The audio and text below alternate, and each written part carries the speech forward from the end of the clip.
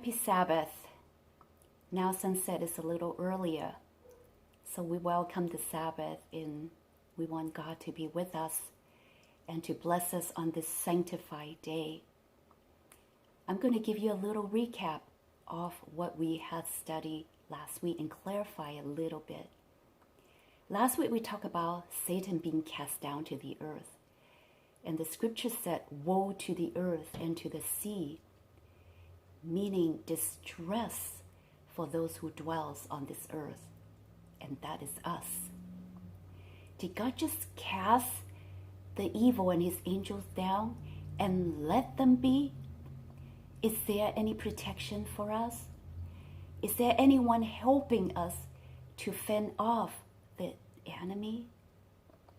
We are just human, vulnerable, and cannot withstand evil forces by ourselves. We worry, but take comfort because God cares for his children.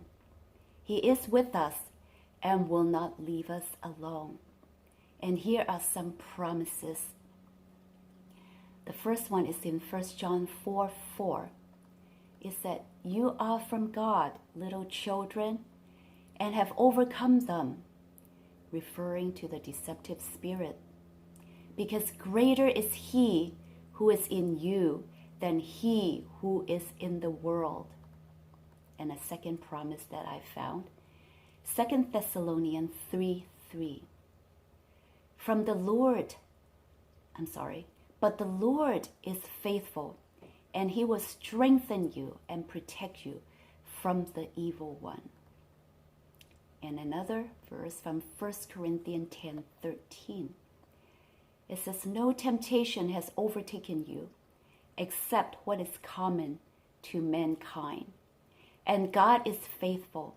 He will not let you be tempted beyond what you can bear. But when you are tempted, he will also provide a way out so that you can endure it. So in this world, there is temptation, but God will not allow us to have any temptation beyond what we can bear. And also, while we are going through the temptation, he will provide us a way out so that we can endure it. And God is with us, so we don't need to be afraid. But we also have a part to play in this warfare. Paul said we have to put on the full armor of God. That means don't enter into battle with our adversary naked and defenseless. But we need to take the armor. But it is just not any armor of our own, because our armor is weak and useless. So we need to put on the armor of God. And don't just cover one portion of our body and leave another exposed. Don't assume that if we neglect our helmet, it's okay. Or don't neglect any other part of the armor, it's okay. It says to put on the full armor of God. So what are the parts of the armor? It says with the belt of truth, buckle around our waist, and got the breastplate of righteousness in place, and that our feet needs to be fitted with the readiness that comes from the gospel of peace. And in addition to all that, take up the shield of faith, which can extinguish all flaming arrows of the evil one. And also, take the helmet of salvation and the sword of the Spirit, which is the word of God. And this is recorded in Ephesians 6:11-17. Now we continue with what we left off last week. We're going to begin in verse 13 of chapter 12. Now when the dragon saw that he had been cast to the earth, he persecuted the women who gave birth to the male child. Last week in verse 7-12, we call it the interlude, provided us with some understanding why Satan was so angry toward God's people. The answer was it is because he had failed to thwart Jesus' ministry. He was thrown down from heaven, and his authority and power over the earth are no longer his, and it was transferred to Christ. He couldn't attack Christ anymore because Christ already ascended to heaven. And therefore he turned his attention to Christ's followers, symbolized by the women. And he is determined to harm and destroy them. Verse 14, but the woman was given 2 wings of a great eagle, that she might fly into the wilderness to her place, where she is nourished for a time, times, and half a time from the presence of the serpent. God provided an escape for his followers, symbolized by being carried by 2 wings of a great eagle to the wilderness into her place for a period of time, that is time, times, and half a time. That is from AD 538 to AD 1798. And we have explained this quite a few times previously. And this reference to the eagle's wing brought our memory back to the Old Testament story that when Pharaoh was chasing the people of Israel after they fled Egypt, God carried them on eagle's wings and brought them to himself. This is according to how it was described in Exodus 19:4 and Deuteronomy 32, verse 11 and 12. So, just as what he did for Israel in wilderness at the time of Exodus, so in Revelation chapter 12, God protected his church when the devil was trying to destroy it. And he sustained the church in the midst of false doctrines and deceptions so that she may remain faithful. This time indication, a time, times, and half a time, was presented first in the book of Daniel, chapter 7, verse 25, and chapter 12, verse 7. And most interpreters understand it means a year, 2 years, and half a year. And it all adds up to 1,260 days. Even if you don't look elsewhere in the Bible, you can see the parallel between Revelation 12:6 and 14, and that a time, times, and half a time is the same as 1,260 days. Let's look at the table. You see the comparison?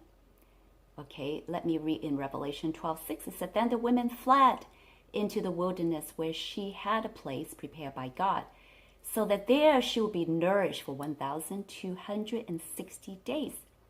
Okay, later in verse 14, but the 2 wings of the great eagle were given to the women, so that she could fly into the wilderness to her place, where she was nourished for time and times and half a time from the presence of the serpent. You see, the 2 verses are practically the same, except the expression of the time period. Verse 6 is at 1,260 days. Verse 14, it says a time and times and half a time. So the women in this chapter has to hide from the presence of the serpent for 1,260 years. Remember, one day as 1 year in the Bible time. And historically, God's faithful people during the dark Middle Ages, they had to hide themselves and live in isolated places, caves in the Alps or elsewhere, in order to escape persecution or the torrent of false teachings. Although many were killed because of their faith, but they remained faithful. Let's read verse 15 and 16. So the serpent spewed water out of his mouth like a flood after the women, that he might cause her to be carried away by the flood. 16. But the earth helped the women, and the earth opened its mouth and swallowed up the flood which the dragon had spewed out of his mouth. So when the eagle took the women to the wilderness to protect her, the serpent employed other methods to harm her. So first of all, who is the serpent? How come in verse 15 it says serpent, and then in verse 16 it says dragon? As we mentioned before, serpent and dragon is synonymous. They are the same. John chose the simple serpent in verse 15 instead of dragon because he's referring to the serpent in the Garden of Eden, who was persuasive and deceptive. So in order to destroy the women, the serpent spewed from his mouth flood-like water after the women. So the imagery of this flood-like water coming from the mouth of the serpent represents Satan's two strategies. One, pouring out his persecuting force. Two, pouring out his lies and false teaching. Satan used these strategies to harm God's people during the 1260 years during the church wilderness pilgrimage. However, Satan did not succeed because the earth opened its mouth and swallowed up the flood, fulfilled God's promise for his people. A flood of great waters shall not reach him. Psalms 32:6. Also, the earth opened up reminds us of a story. You know, the story in the Old Testament of Korah, Dathan, and Abiram, who led a rebellion against Moses, and they questioned Moses' authority and leadership. And then what happened? The Bible said the earth opened its mouth and swallowed them. If you would like to read up the story, it is in Numbers 16, and then also Deuteronomy 11 and Psalms 116. And then there's another example from the Song of Moses in Exodus 52 of how God stretched out his right hand and the earth swallowed the Egyptians pursuing Israel. So just as in the past, God protected Moses from the vicious rebellion of Korah and also protected his people from the pursuit of Pharaoh. Now in Revelation chapter 12, he provides protection for his church from Satan's flooding waters of persecution and deception. And the dragon was enraged with the women, and he went to make war with the rest of her offspring, who keep the commandments of God and have the testimony of Jesus Christ. Satan seems very frustrated by his constant failure in attempting to destroy Christ. And Christ was ascended to heaven, so Satan can no longer attack him. And therefore he turned his target to Christ's followers. When Satan saw God protect his church and brought it to the wilderness, where he continued to provide for them and commune with them, he was enraged. So now he resorted to chase after the remaining ones of the women's offspring.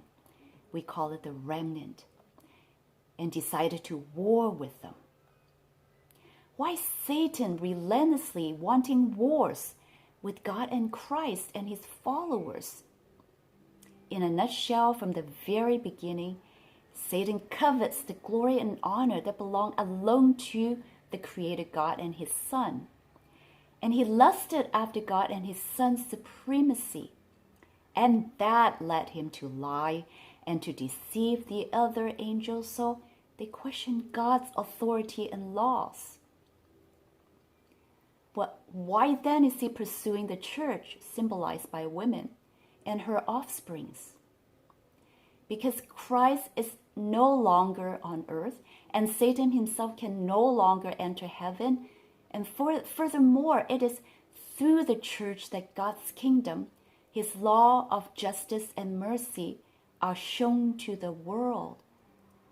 Oscar Coleman said, "The church is the earthly center from which the full lordship of Christ becomes visible." So Satan wants to challenge the church where God's law, God's rulership is manifested. And we also mentioned about the prophecy in Genesis 3:15 that there's enmity between the serpent and the women. and the serpent's offspring and the woman's offspring. The scene here is a part of that great conflict which began in Genesis chapter 3, and it will continue through the Bible until the time of the end. The conflicts will not last forever, although Satan determined to engage in this final conflict. But we will see that this final conflict will be the beginning of his end. And also the end of this verse 17, shows that the serpent is no longer going after the women, but it's going after the remnants or the offspring of the women.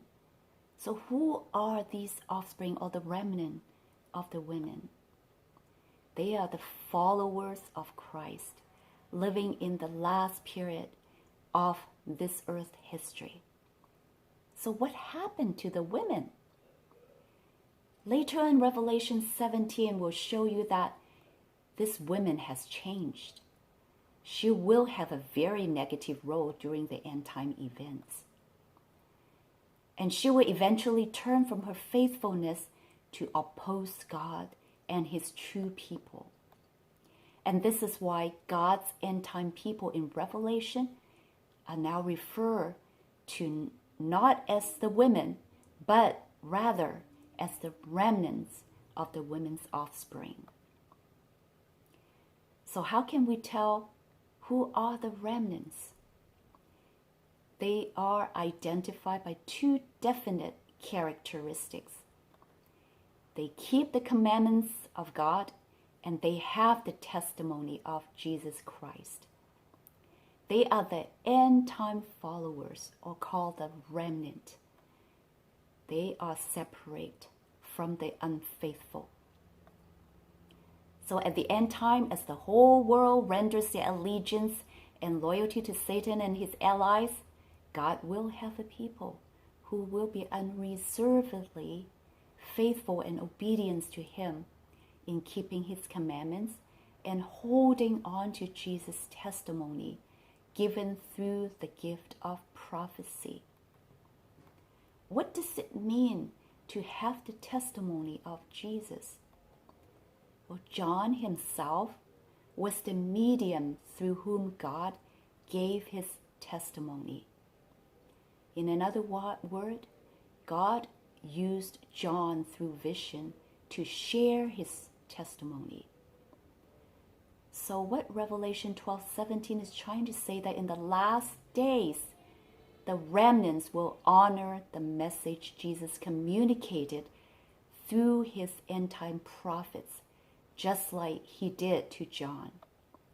Ellen White's message to God's people is considered by our church as prophetic ministry.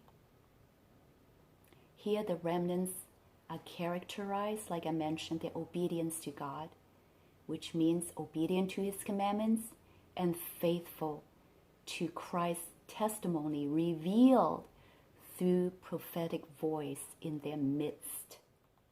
So the vision of Revelation 12 sets the stage for what comes into play in the second half of this book of Revelation.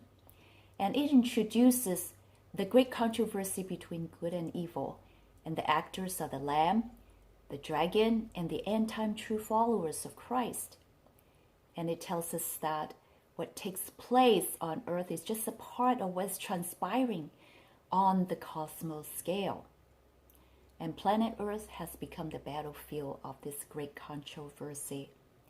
What happens to Christians on earth, oppression and hardship due to the loyalty to Christ, is just a part of this great drawn-out conflict between the good and evil.